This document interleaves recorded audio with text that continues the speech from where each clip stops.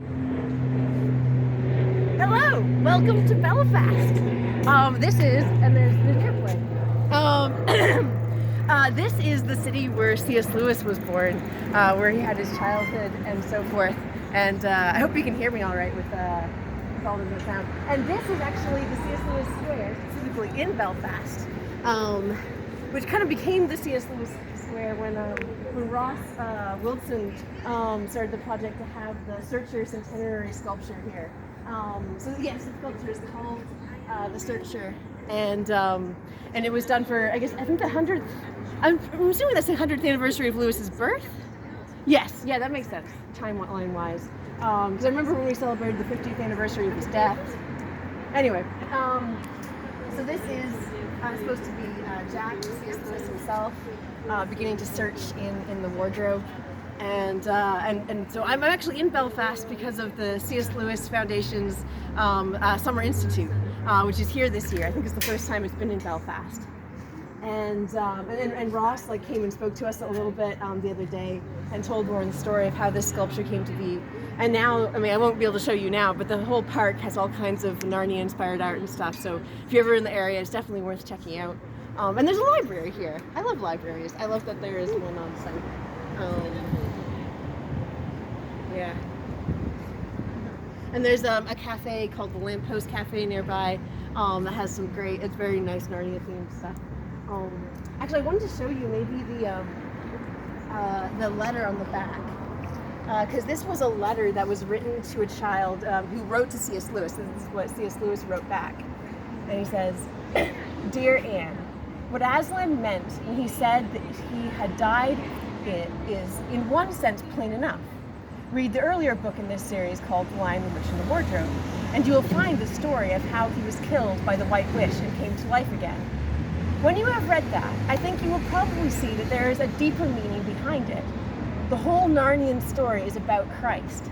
That is to say, I asked myself, supposing that there is really a world like Narnia, and supposing it had, like our world, gone wrong, and supposing Christ wanted to go into that world and save it, as he did ours, what might have happened?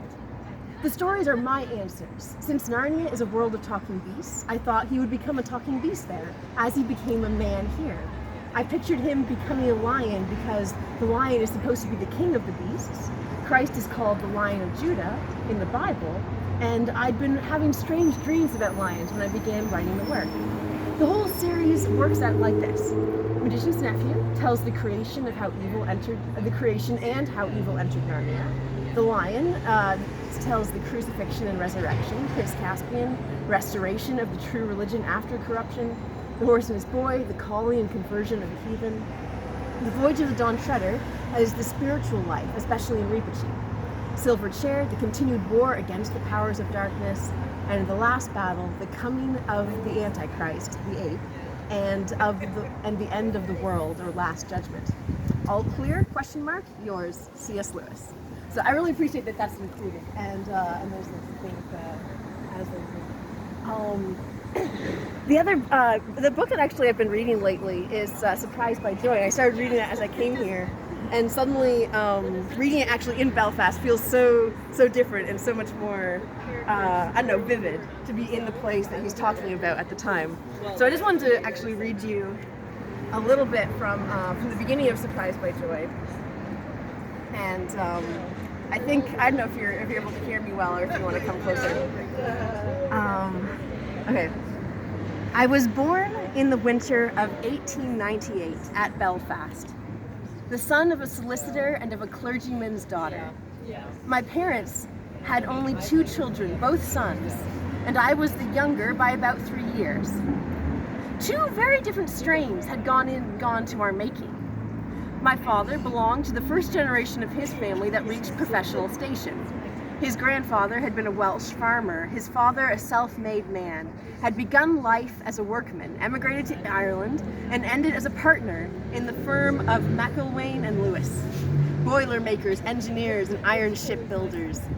My mother was a Hamilton, with many generations of clergymen, lawyers, sailors, and the like behind her.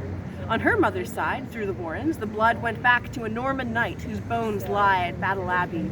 The two families from which I spring were as different in temperament as in origin. My father's people were true Welshmen, sentimental, passionate, and rhetorical, easily moved both to anger and to tenderness. Men who laughed and cried a great deal, and who had not much of the talent for happiness. The Hamiltons were a cooler race. Their minds were critical and ironic, and they had the talent for happiness to a high degree. Went straight for it, as experienced travelers go for the best seat in a train. From my earliest years, I was aware of the vivid contrast between my mother's cheerful and tranquil affection and the ups and downs of my father's emotional life. And this bred in me, long before I was old enough to give it a name, a certain distrust or dislike of emotion as something uncomfortable and embarrassing and even dangerous. Both my parents, by the standards of that time and place, were bookish or clever people. My mother had been a promising mathematician in her youth and a BA of Queen's College, Belfast, and before her death was able to start me both in French and Latin. She was a voracious reader of good novels, and I think the Merediths and Tolstoys, which I have inherited, were bought for her.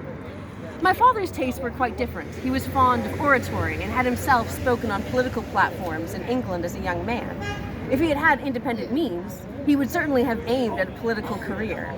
In this, unless his sense of honor, which was fine to the point of being quixotic, had made him unmanageable, he might well have succeeded. For he had many of the gifts once needed by a parliamentarian: a fine presence, a resonant voice, and great quickness of mind, eloquence, and memory. Maybe I'll skip ahead a little bit. In addition to good parents and good food and a garden, which then seemed large to play in, I began life with two other blessings. And one was our nurse, Lizzie Endicott, in whom even the exacting memory of childhood can discover no flaw, nothing but kindness, gaiety, and good sense. There was no nonsense about lady nurses in those days. Through Lizzie, we struck our roots into the peasantry of County Down. We were thus free of two very different social worlds. To this, I owe my lifelong immunity from the false identification which some people make of refinement with virtue.